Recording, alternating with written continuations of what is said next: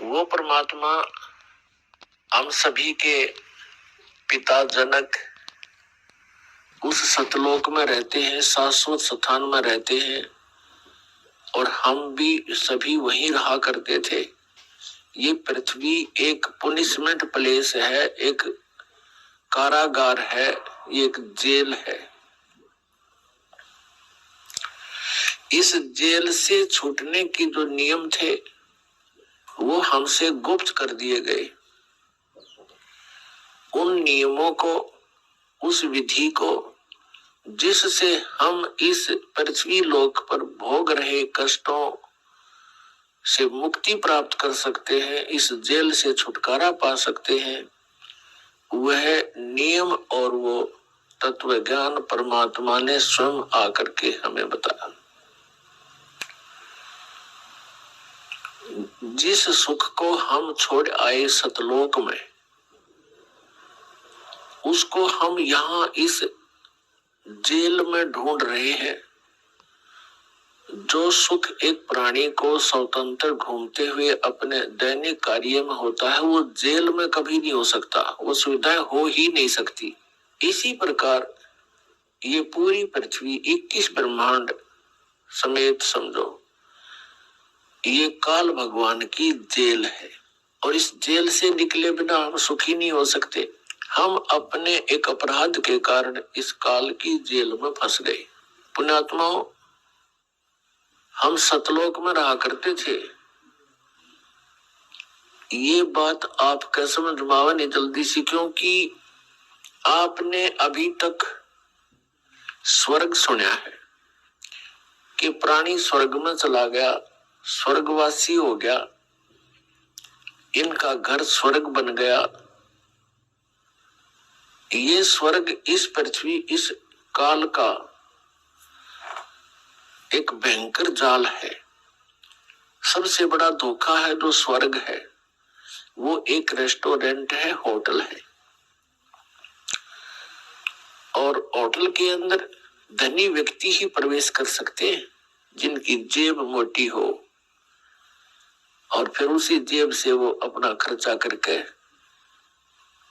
कुछ अन्य सुविधाएं प्राप्त कर लेते हैं, लेकिन उनकी कमाई नष्ट हो जाती है।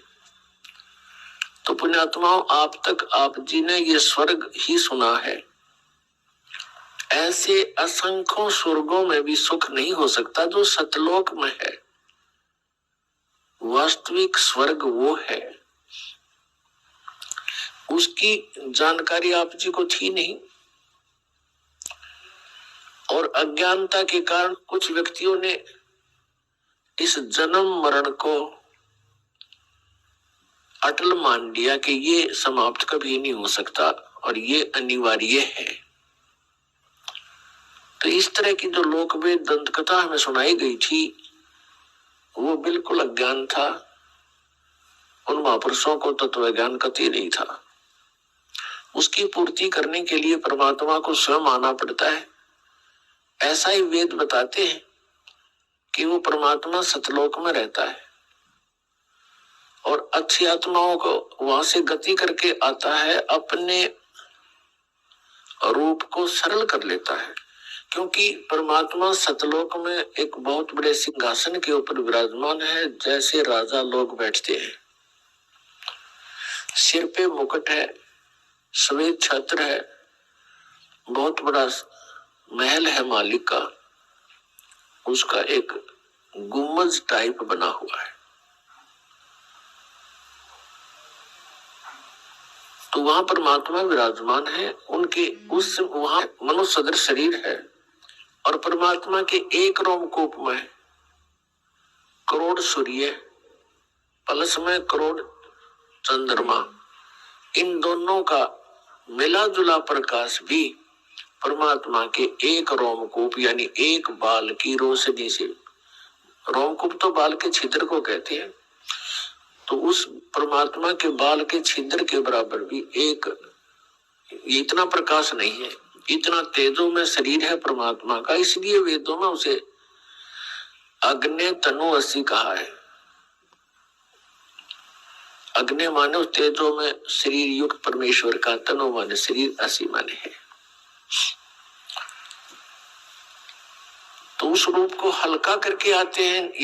यदि उसी शोभा में, उसी प्रकाश युक्त शरीर से यहाँ आ जाए तो हमारी चरम दृष्टि उनको देख नहीं सकती, उस प्रकाश को सहन नहीं कर सकती। इसलिए परमात्मा अपने शरीर की रोशनी को हल्का, नूर को हल्का करके आते हैं। अच्छी आत्माओं को मिलते हैं, उनको तत्व ज्ञान से परिचित कराते हैं, यह वेद बताते हैं। और यही लीलाएं की किसने? कबीर देव ने, कबीर साहिब जी ने, कबीर परमेश्वर जी। तो वो परमात्मा इस कलयुग के अंदर किन किन महापुरुषों को, अच्छी आत्माओं को मिले? आदरणीय धर्मदास साहिब जी को, आदरणीय मलुकदास साहिब जी को,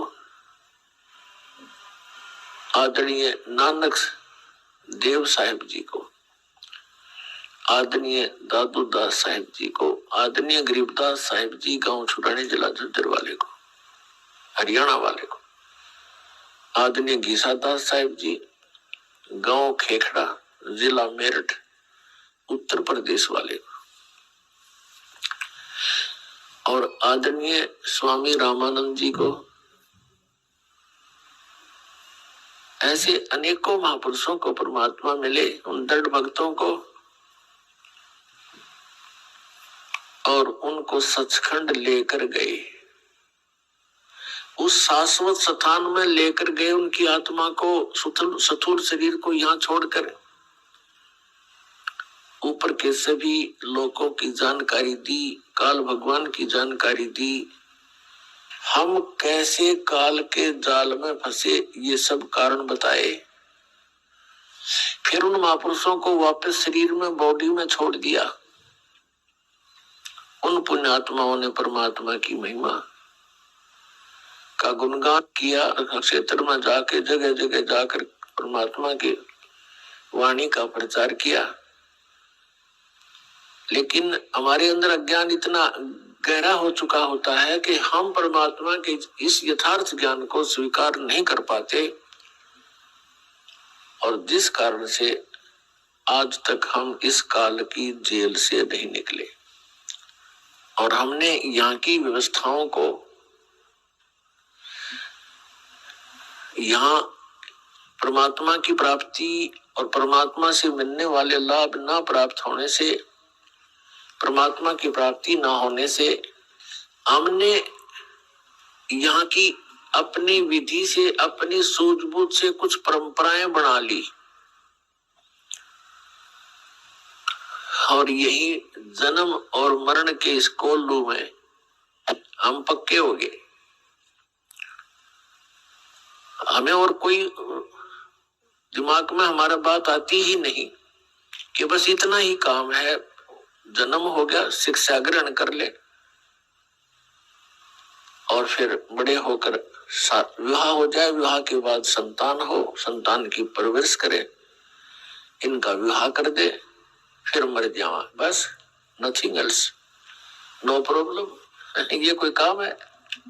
ये तो पशु पक्षी भी करते हैं। फिर परमात्मा ने इतना सुंदर शरीर आपको दिया है, इसका काम भी कोई विशेष ही है। उससे हम वंचित थे, उससे, उसको हम भूल चुके थे, लेकिन आत्मा के अंदर एक विशेष कसक है, उस सुख की याद है जो सतलोक में शाश्वत स्थान पर आपको प्राप्त था।